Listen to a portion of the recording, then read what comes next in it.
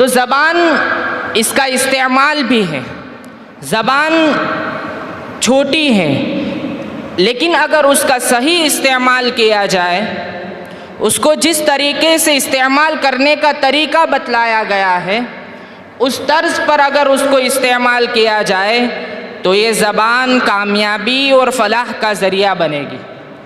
لیکن اگر اسی زبان کو ہم نے غلط طریقے سے استعمال کیا تو یاد رکھیے گا یہی زبان ہماری ہلاکت اور بربادی کا باعث بن جائے گی۔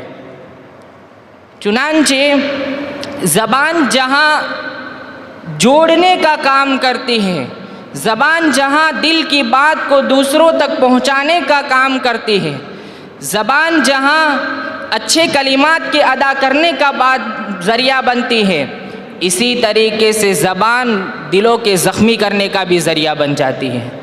اسی لیے عربی شاعر نے کہا ہے جراحات السنان لہت تیام، کہ تیر اور تلوار کے جو گھاؤ لگتے ہیں وہ بھر جاتے ہیں، یعنی اگر چھری تلوار کے ذریعے جو زخم آتے ہیں وہ ختم ہو سکتے ہیں، لیکن جس زبان کے ذریعے دل کو زخمی کیا گیا وہ گھاؤ اور وہ زخم کبھی نہیں بھر سکتے۔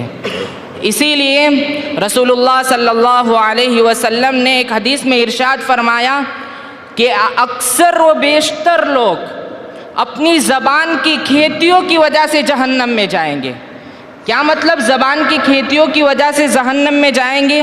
یعنی زبان کے ذریعے ایسے گناہوں کا ارتکاب کریں گے کہ وہ گناہ اس کو جہنم میں لے جانے کا ذریعہ اور سبب بن جائیں گے۔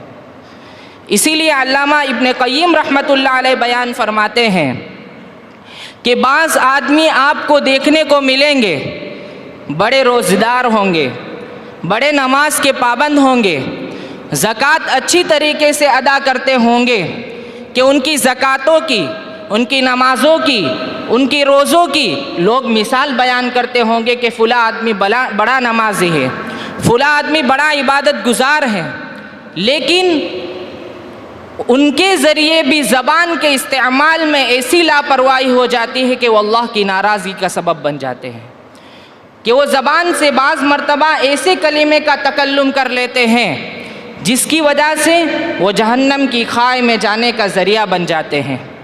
چنانچہ اسی وجہ سے رسول اللہ صلی اللہ علیہ وسلم نے کئی احادیث میں زبان کے صحیح استعمال کی تاکید فرمائی ہے، اور زبان کے غلط استعمال کو رسول اللہ صلی اللہ علیہ وسلم نے جہنم میں جانے کا ذریعہ بتایا ہے۔ سہل بن سعد رضی اللہ تعالیٰ عنہ سے روایت ہے، وہ فرماتے ہیں کہ رسول اللہ صلی اللہ علیہ وسلم نے ارشاد فرمایا من یضمن لی ما بین لحییہ وما بین رجلیہ اضمن لہ الجنہ، جو شخص مجھے دو چیزوں کی گارنٹی دے دیتا ہے تو میں اس کے لیے جنت کی گارنٹی دے دیتا ہوں۔ اس میں سب سے پہلی چیز ارشاد فرمائی ما بین لحییہ، دو جبڑوں کے درمیان جو چیز ہے، یعنی زبان کی حفاظت کی گارنٹی اگر کوئی مجھے دیتا ہے تو میں اس کو جنت کی گارنٹی دیتا ہوں۔ اور دوسری چیز فرمائی دو پیروں کے درمیان یعنی شرمگاہ کی حفاظت کی ذمہ داری دے دیتا ہے تو میں اس کو جنت کی گارنٹی دیتا ہوں۔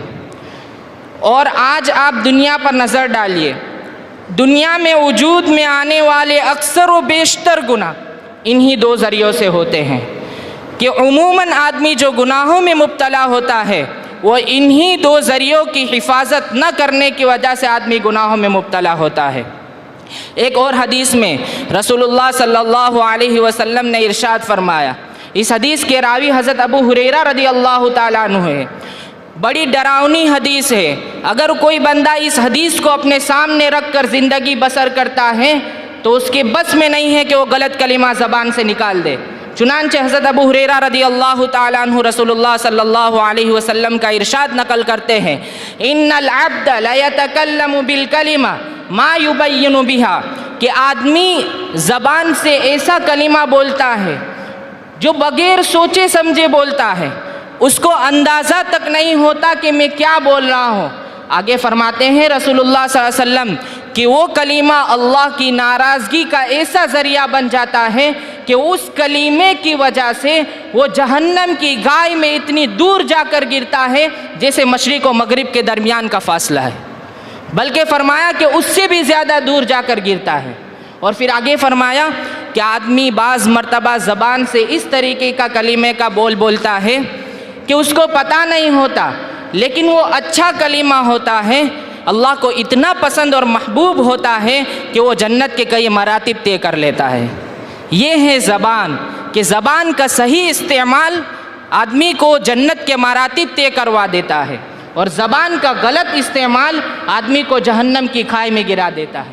ایک حدیث میں رسول اللہ صلی اللہ علیہ وسلم نے ارشاد فرمایا، عقبہ بن عامر رضی اللہ تعالیٰ عنہ روایت فرماتے ہیں، میں نے رسول اللہ صلی اللہ علیہ وسلم سے پوچھا، ما نجات المؤمن، مسلمان کی نجات کا ذریعہ کیا ہے؟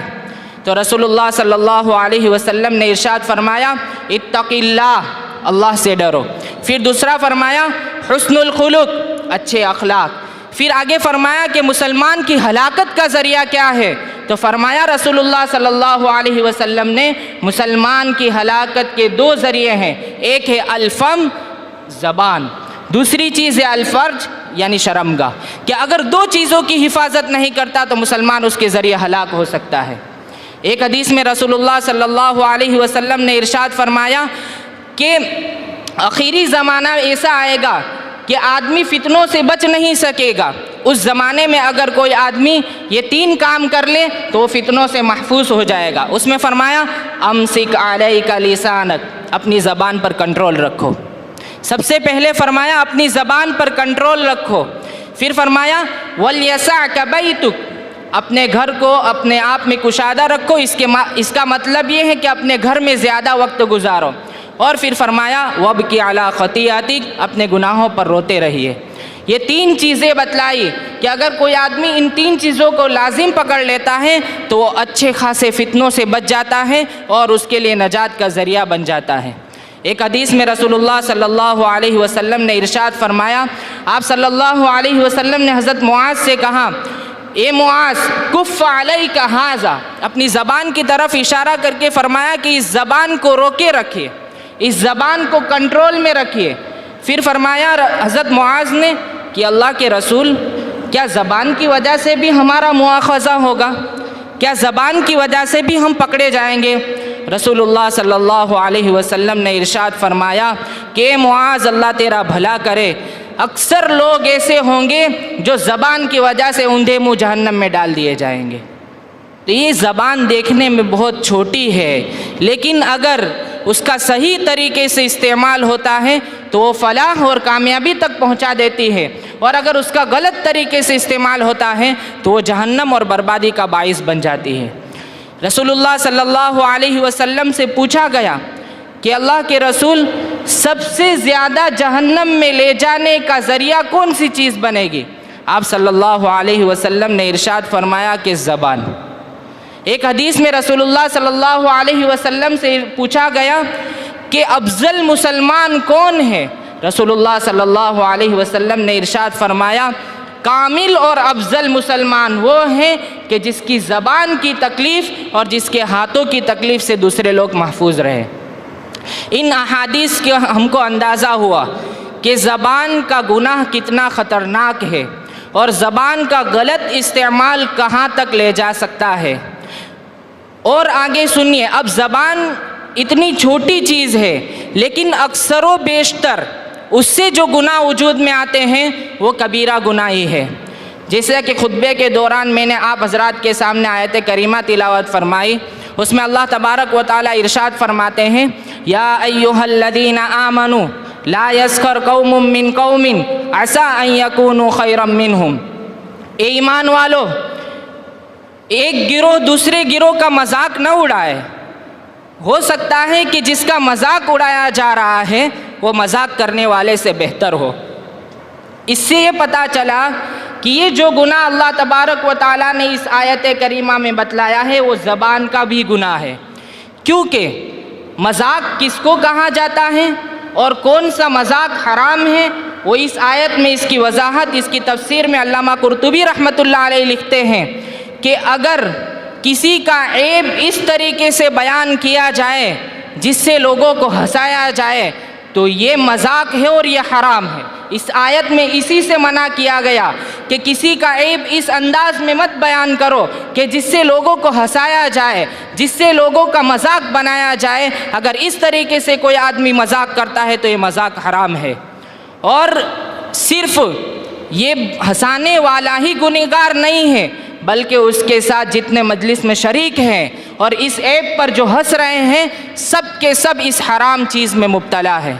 اور اس آیت کے اندر ایک خصوصی بات کہ قرآن کریم کا جو انداز ہے وہ یہ ہے کہ اکثر و بیشتر جہاں پر قرآن کریم خطاب کرتا ہے تو یا ایھا الذین آمنو، اے ایمان والو، اس میں دونوں کو کہا جاتا ہے، ایمان والے مرد اور ایمان والی عورتیں۔ لیکن اس آیت کے اندر الگ الگ بیان کیا، یا ایھا الذین آمنو لا یسخر قوم من قوم، کہ ایمان والے مرد بھی ایمان والے مردوں کا مذاق مت اڑائے۔ اور پھر آگے فرمایا وَلَا نِسَاءٌ مِّن نِّسَاءٍ عَسَىٰ أَن يَكُنَّ خَيْرًا مِّنْهُنَّ، کہ کوئی ایمان والی عورتیں بھی دوسری عورتوں کا مذاق نہ اڑائے۔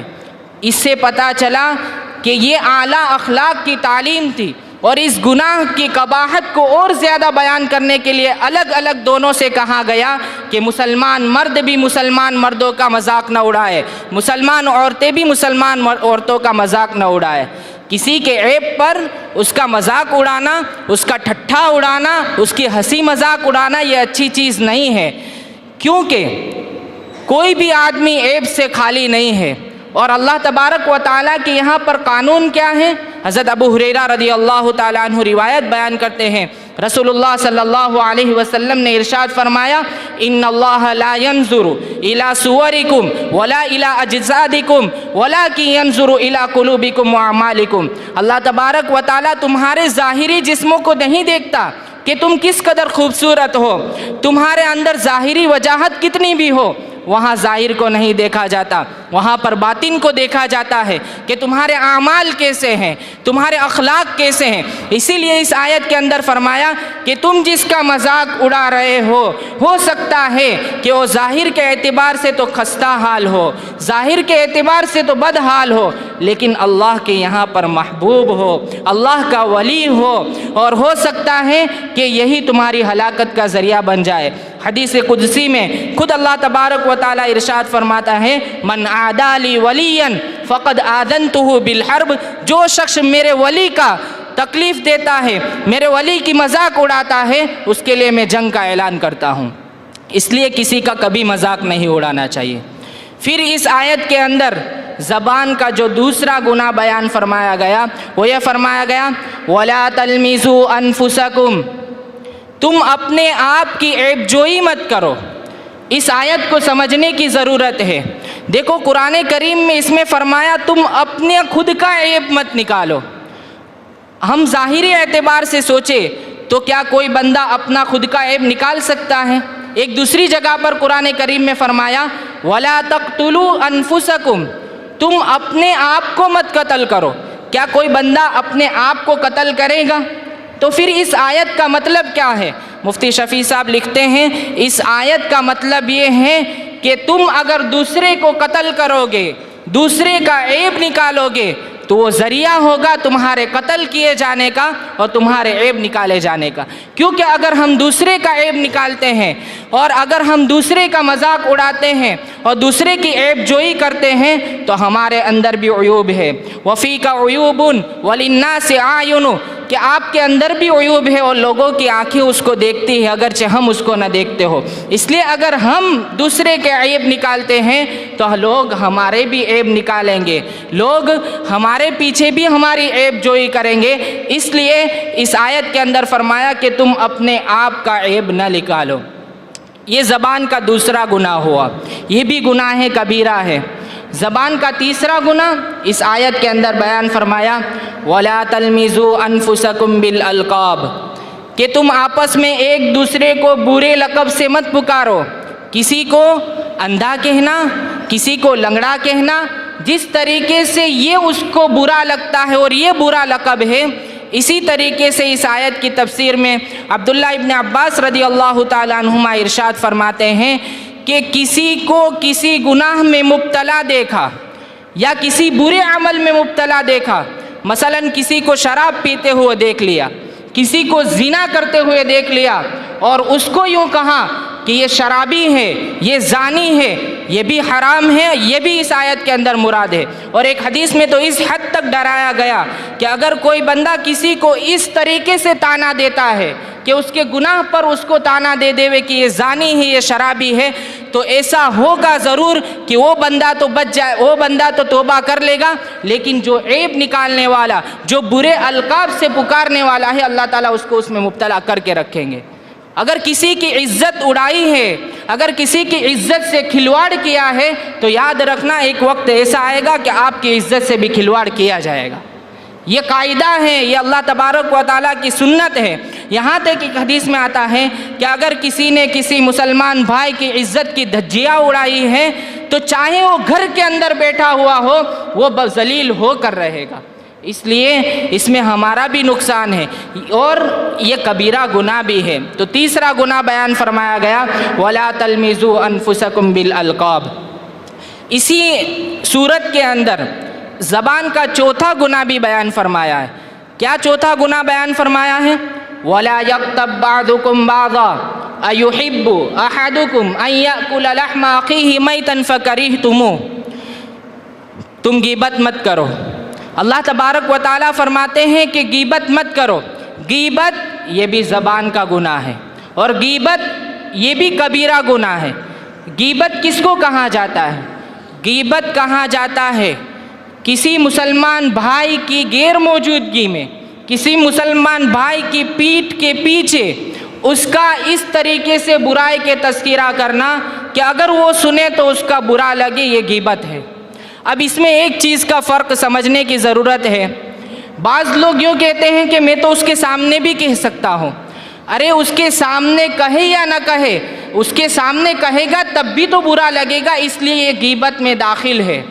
اور ایک صحابی رضی اللہ تعالیٰ عنہ نے حضور صلی اللہ علیہ وسلم سے پوچھا کہ اللہ کے رسول، ہم کسی کے بارے میں جو اس کے اندر وہ عیب ہے اس کو بیان کرے تو وہ بھی غیبت ہے؟ رسول اللہ صلی اللہ علیہ وسلم نے جو جواب دیا ہے وہ یاد رکھیے۔